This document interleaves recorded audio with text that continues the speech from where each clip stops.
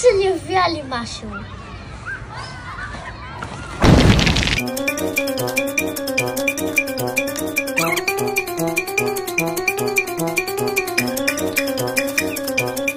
איך אתה מתכוון לאכול את הדברים האלה?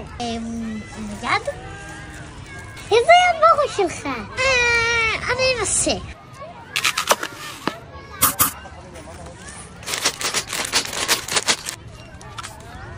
אתה רוצה אולי גם סנדוויץ'? כן.